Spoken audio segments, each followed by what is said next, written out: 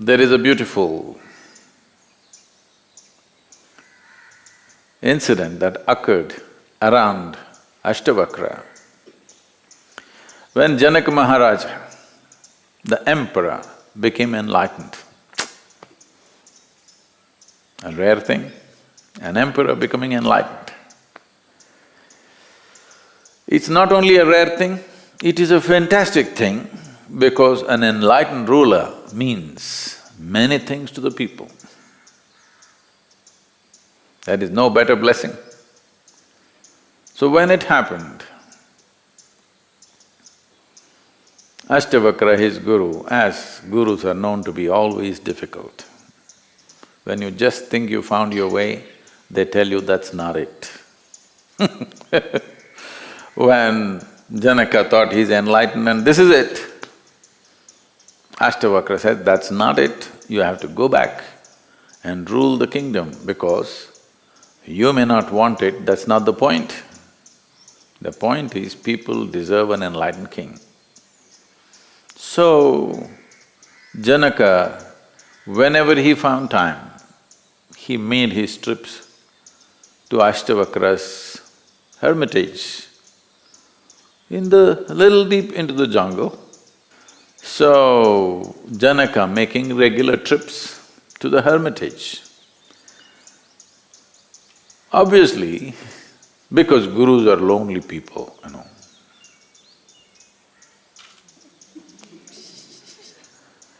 Because where to find enlightened company? Very difficult. So, obviously, both of them enjoying a certain rapport, both of them enjoying each other's company, all the other disciples saw this, that Ashtavakra, the great being, seems to have a certain weakness for the emperor. Whenever he comes, they're chatting away, laughing together, this. These people who have left everything or they think they have left everything and come and they are here as sannyasis, not paying enough attention to them. But if you leave them 10 minutes with him, they won't know what to do next. So there's a little bit of resentment building up. Ashtavakra is conscious of it, he let it build up, because every build-up is a possibility. Something should build up, then only you can do something. If nothing builds up, that means there are dead people around, not live people. If live people are there, something must build up. Joy must build up, love must build up, ecstasy must build up, or at least resentment or hatred or jealousy, something must build up. Something is building up means we can do something with them. Nothing. What to do with them? So he let it build up and then this incident occurred. Janaka also came and he was sitting in the satsang at the back. And as the Ashtavakra was speaking something, suddenly a soldier burst into the satsang and without even looking at the guru, he ran to the emperor. With a loud voice he said, "The palace is on fire. You need to come right now." Janaka said, "Get out of here. How dare you run into the satsang without bowing down to my guru, you run here and shout some nonsense, just get out of here." And Ashtavakra continued with whatever had to happen. So Janaka just sat there, palace burning. Nobody's concerned here. There, of course, they're screaming, but here, nobody's concerned. Then this continued, it's a lap of the master event, 3 days, you know. Till you feel your legs have had enough, it continues. Then it was going on and one of the boys who is helping around in the ashram ran into the satsang and said, a bunch of monkeys are playing havoc with these brahmacharis' clothes. The moment this boy said this, many of them got up and ran to save the clothing. What is their clothing? Not designer stuff, it is designer of course, but just a piece of loincloth, a piece of cloth. They ran to save those cloths and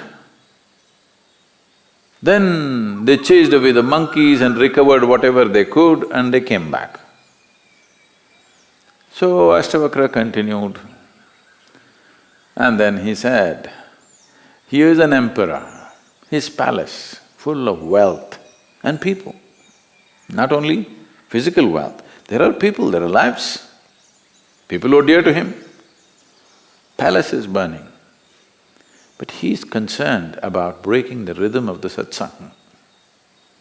You, who claim that you've given up everything in your life, for a piece of cloth, without even thinking you run out, without even looking at me, to save a piece of cloth. No, but we have only two, one we are wearing, one is there. The monkeys take it away, what do we do? So we are in a more needy situation than the emperor. Maybe emperor can build another palace, but we… Well, you could learn something from Adam. There are lots of Adam's underwears in the trees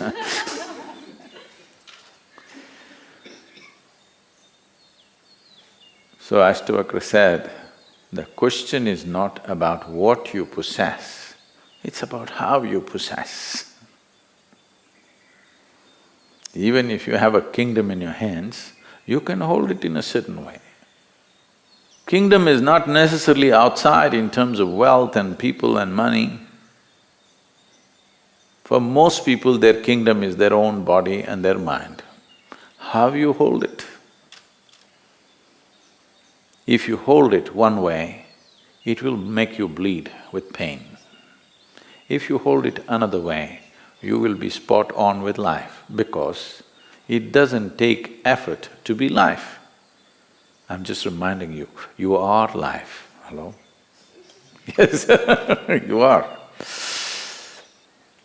Just see the rock which is standing next to you, how simple and easy it is.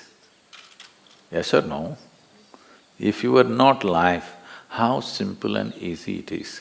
This is why people want to drown themselves in alcohol and drug and excessive food and something else, or the toilet cleaning.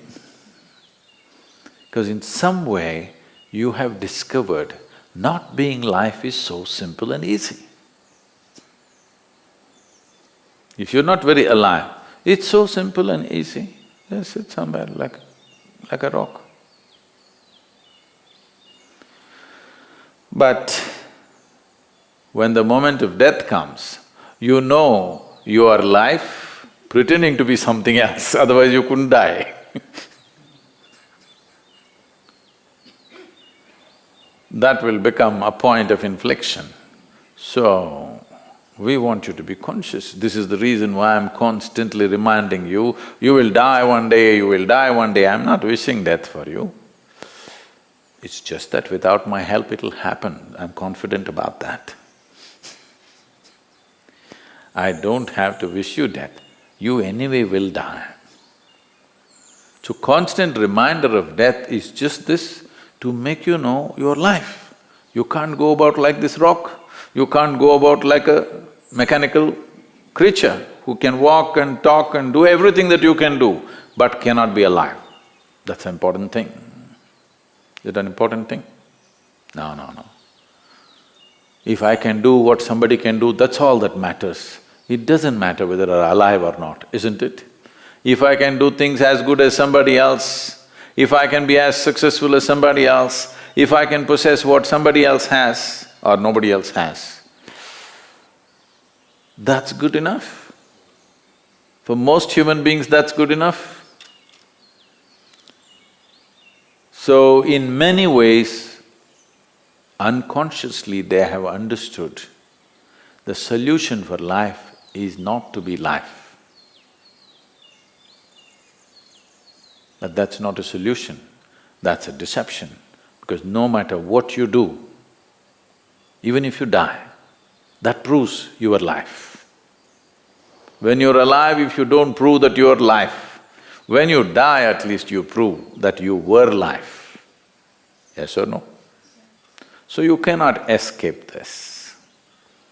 Neither with tricks of life nor with death, you cannot escape this. So is it a trap? It is not a trap. It is a tremendous possibility. The soil that you walk upon is aspiring to become life. If there was no aspiration, it wouldn't stand up as a tree. There is… that which is not life is aspiring to become life. Otherwise, nothing would happen in the universe. Everything is aspiring to become life and become the peak of life. You can call this evolutionary process, you can call this whatever you want, but essentially everything that is not life is aspiring to become life. Everything that is life is aspiring to become a higher life. This is not a teaching, this is not a scripture, this is not somebody's ideology, this is the way. Life is always… this aspiration is there. The only way you can quieten it is by pretending to be not life or by getting enlightened. Both these things will do the same result, but worlds apart.